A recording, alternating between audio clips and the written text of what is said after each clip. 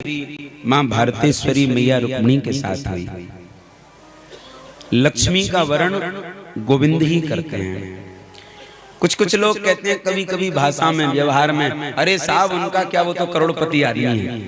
ये गलत भाषा है। लक्ष्मी का कोई पति नहीं होता है सिवाय गोविंद के।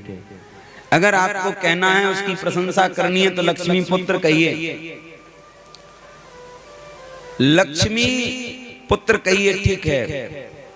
आप लक्ष्मी के पिता बनने का भी सौभाग्य प्राप्त कर सकते हैं, परंतु पति तो सिवाय गोविंद के कोई और नहीं हो सकता।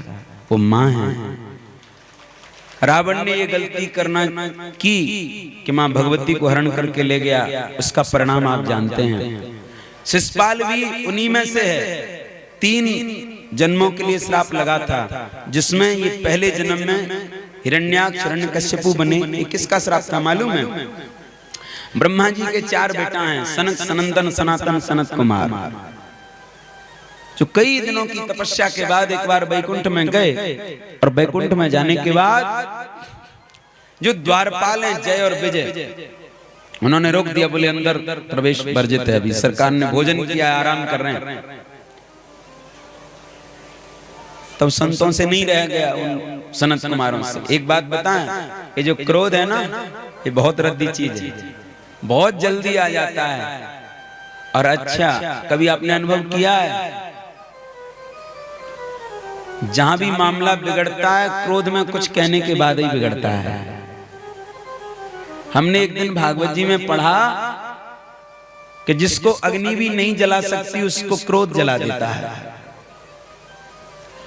अग्नि में हम और आप अपने पिता माता को अग्नि दान देते हैं, फिर भी जिंदगी भर उनकी आरती करते हैं और मन में श्रद्धा रखते हैं, और रिश्ता पहले से भी ज्यादा गहरा हो जाता है ना।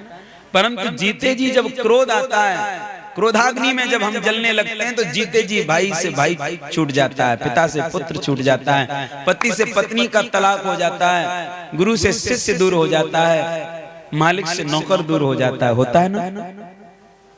इसलिए क्रोध में सावधान।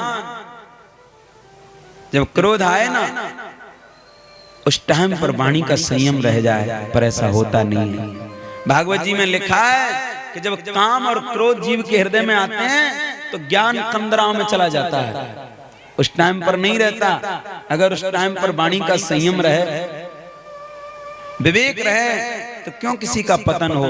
न काम में वो पीड़ित होगा और न क्रोध में अपने संयम को खोएगा।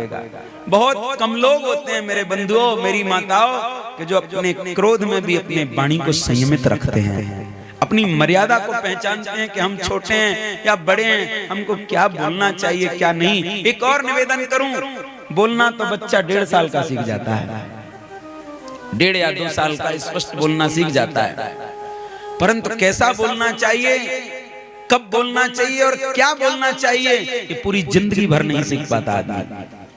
हाँ, बोलना तो बच्चा ही सीख जाता है 1-2 साल का, परंतु क्या बोलना चाहिए, कब बोलना चाहिए और कैसा बोलना चाहिए, इसके लिए अध्ययन की आवश्यकता है, इसके लिए सत्संग की आवश्यकता है, इसके लिए चिंतन की आवश्यकता है।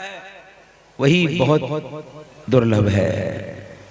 इतना होने के बाद भी हमको क्या बोलना चाहिए, कब बोलना चाहिए, कैसा बोलना चाहिए, नहीं समझ पाते। सज्जनों, भगवान श्री द्वारिकाधीश की प्रथम संतान के रूप में जो बालक उत्पन्न हुआ है, पैदा हुआ है, वो कोई साधारण नहीं है, वो देवता है, काम है। गीता में भगवान स्वयं कहते हैं काम मैं हूं। हम लोग काम को बदनाम किए हैं कि काम खराब है, काम खराब नहीं है। एक दिन और मैंने निवेदन किया था